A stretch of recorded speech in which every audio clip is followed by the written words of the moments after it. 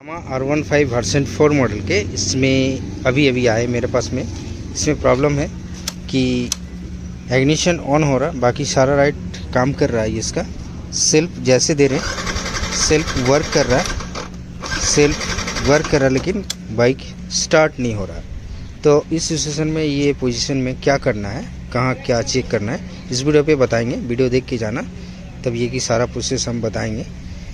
तो चलिए मैं शुरू करते वीडियो को। गाड़ी देख रहे हैं ना, फुल्ली इसको ओपन कर दिए, मतलब वाइज़र वगैरह सारा खोल लिए, सब फ्यूल इंजेक्टर वगैरह ये सब चेक करेंगे।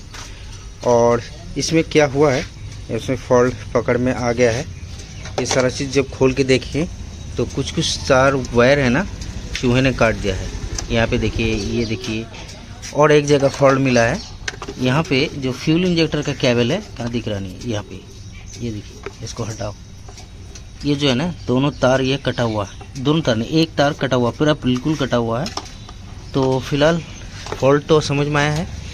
अब इसको करेंगे क्या, इसको पहले जोड़ेंगे, उसके बाद फिर इसको देखेंगे कि ये स्टार्ट हो रहा है कि नहीं, या दूसरा कुछ प्रॉब्लम है। तो पहले इसको जोड़ते हैं, उसके बाद फाइनली अब फिर देखते आपको दिखाते हैं। ये देख पा रहे हैं, अभी फ्यूल इंजेक्टर और फ्यूल पाइप को निकालें तो यहाँ पे देखिए ये कटा हुआ पूरा बिल्कुल।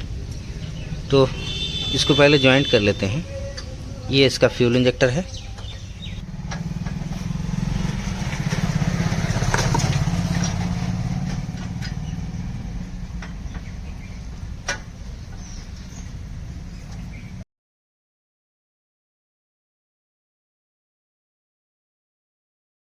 बॉडी सारा टंकी वगैरह वायरिंग वगैरह कर दिए, टंकी भी बैठा दिए। तो अब देखते हैं बाइक को स्टार्ट करते हैं कि स्टार्ट वादे हो रहा है कि नहीं। ये रहा किल स्विच, ओह ये स्टार्ट हो गया। तो R15 के रिलेटेड जब भी किसी बाइक का रिलेटेड अगर प्रॉब्लम आए इसी तरह, आपको फाइंड आउट करना है, पहले खोज लेना है कि वायर वगैरह कहीं कटा हुआ कि नहीं, कहीं प्रॉब्लम है कि नहीं, ये चीज़ खोज लेना।